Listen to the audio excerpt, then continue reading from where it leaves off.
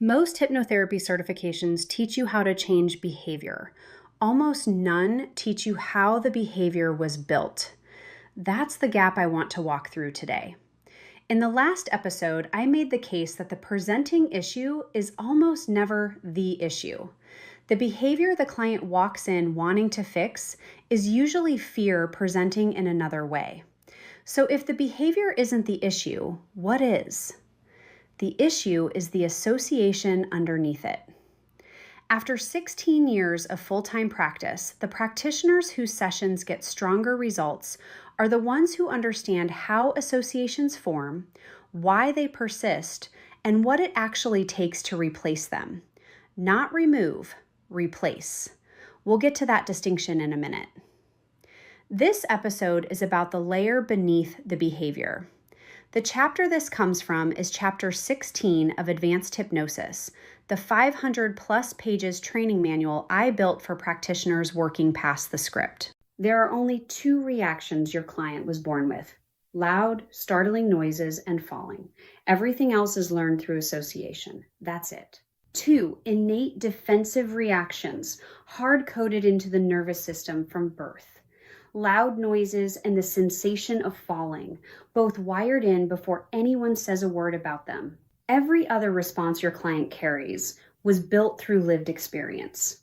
Stoves, dogs, parents, classrooms, relationships, the meeting room where her manager dismissed her idea. Every "I don't do that" and "I always do this" was learned. And most of them were learned before the client had the reasoning capacity to evaluate whether the lesson was accurate. Here's how the wiring works. Your client touches a stove and feels pain, or a parent reacts sharply while the stove is on. Emotion attaches to that moment. The subconscious encodes it. A conclusion forms. The next time she's near a stove, the system is already running that program before the conscious mind catches up. The subconscious builds associations to keep us safe. This same process can be found throughout your life. A child yelled at for speaking up doesn't form one isolated trauma. She forms a rule. Silence equals safety. That rule may persist for 40 years, even after the original trigger is gone. The subconscious doesn't update when the environment updates. It updates when something else is offered that can feel just as safe and protective as the prior one. That assumes the client is even aware the new option is available to them. In session, most clients give you a story about their problems, but what we really need is context. Context is different, and it's the layer that actually matters. Story is what happened, the sequence, the people, the events. It's how someone organizes experience after the fact. A client can talk for 20 minutes, giving you a clean account of her childhood without ever touching the emotional truth underneath it. Context is what the experience made them feel, how they oriented themselves in response to it, who they became in relation to it.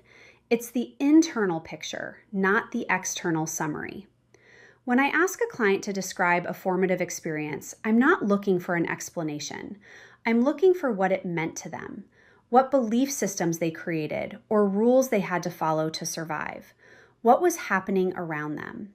How does their body respond when triggered? What they felt before they had words for what happened.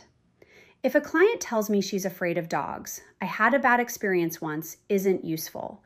I want to know what happened when she saw the dog. Did her chest tighten? Did she freeze? Did she scan for exits? How did the adults respond to her fear? What did she conclude about herself at that moment? What relationship did they form in relation to dogs? And how is that affecting them now that they wish it wasn't? The more detailed the picture, the more precise the work. When context is blurry, your questions stay broad. When context is clear, your questions can get specific, and specific questions reveal the association. Without context, we judge behavior. With context, behavior makes sense. When a client shuts down in disagreements, she isn't being difficult. She's running a program that kept her safe a long time ago. In session, you're not just identifying behaviors, you're identifying the association beneath them.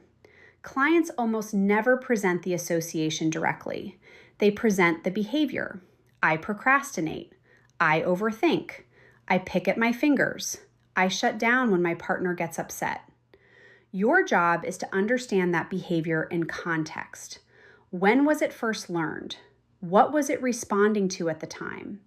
Whether the subconscious is still running that same program now. Remember, your subconscious mind doesn't care if you are happy. It cares if you are safe. You know you're close to the association when the client stops explaining and starts feeling. Their voice changes, their breathing alters, emotion surfaces in a way that isn't rehearsed. They aren't telling you what happened anymore. They're touching what it meant. I had a client describing how she always shut down during disagreements with her partner. She was giving me the story calmly, almost analytically.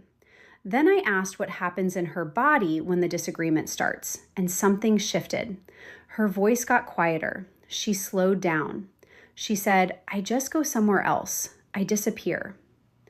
When I asked when she first learned to disappear, her eyes filled. She wasn't talking about her partner anymore. She was back in a room where being invisible was the safest thing she could be. That's the root association becoming visible. The link between a moment in time and a conclusion the subconscious drew from it. When you reach this layer, the behavior aligns cleanly with its origin. The client may get emotional, not because she's being re-traumatized, because she's arriving at the moment the pattern formed. There's a reason your client knows the behavior isn't serving her and still can't stop. The subconscious doesn't check for relevance. It checks for familiarity. Associations persist because they work. They reduce perceived threat, even when the threat is no longer real. They create predictability. The system prefers what's known, even if it's uncomfortable, over what's unknown. This is why logic alone doesn't undo emotional learning. A client can understand intellectually that public speaking isn't dangerous. If her body still encodes visibility as threat, the association stays active. Emotional learning has to be updated at the same level it formed, not the level the conscious mind is operating on. You're not trying to convince the conscious mind. You're helping the subconscious recognize that the original conditions are no longer present. And then you are offering a replacement option based on what the client believes would be helpful, not what you think is helpful. That requires precision. You have to identify not just that fear exists, but what the fear predicts. What does the subconscious believe will happen if she stops doing this? What outcome is it trying to prevent? Once that belief is articulated, you can begin guiding the client toward an alternative that feels equally stabilizing.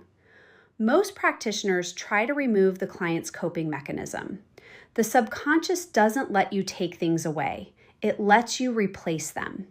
Associations don't get removed. They get replaced as the default. The old route stays wired in. A new route gets built that the system can reach for first. If you take a coping mechanism away without a replacement, instability increases. The subconscious reverts to the old pattern because it trusts it.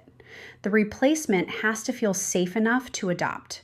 And critically, the replacement has to come from the client, not from you, not from what her partner wants, not from what the culture expects. It has to be internally generated. People use language all the time without knowing what it means to them. A client says, "I want to feel more present." That sounds clear, but what's present?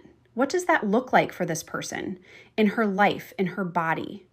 Until you help her define it in terms that are specific and real, the word stays abstract and the subconscious has nothing to work with. What a client says she wants may also be shaped by social expectation rather than internal truth. She says she wants to be more outgoing because she believes that's what she should want. Slow down and ask what she actually needs. And the answer might be quieter. To feel comfortable being herself without performing. The real want lives underneath the expected one. When the right replacement is named, one that's honest and specific, the body responds differently. The system settles rather than braces. Your suggestions land because the client feels the alignment, not because she has to reason through it. When a client connects the behavior to its origin and decides what to build instead, you don't have to convince anything. The work just lands. That's the difference between sessions that hold and sessions that don't. Understanding how an association formed is necessary. Reliving it repeatedly is not. Once the link is clear, the work shifts forward. The question becomes, what would feel safe now? And that question has to be answered by the client. This is the layer most certifications skip. Not because the work is impossibly complex, because it can't be scripted. Every client's association formed differently. Every replacement has to be specific to who she actually is. That's why scripts only get you so far. Past a certain point, you have to be reading the client, not following a protocol. In the next episode, I'll walk through Chapter 17, which is about coping mechanisms specifically, why they persist long after they stop being useful, and what to actually do with them when you find one in session. If you want the full framework before the episode lands, the training manual is quietly on sale now on Amazon with the link below. Official launch is September 8th. If this changed how you think about the work, subscribe so the next one finds you. See you all next week.